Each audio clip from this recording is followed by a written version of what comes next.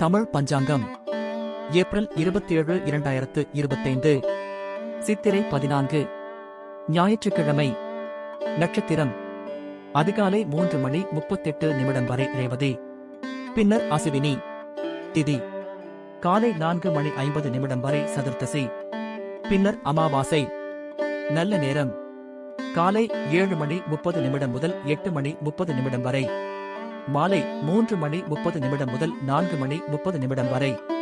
கௌரி நல்ல நேரம் அதிகாலை 1:30 முதல் 2:30 வரை, பகல் 10:45 11:45.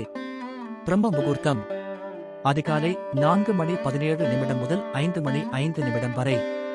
ராகு காலம் மாலை 4:46 முதல் 6:19 வரை.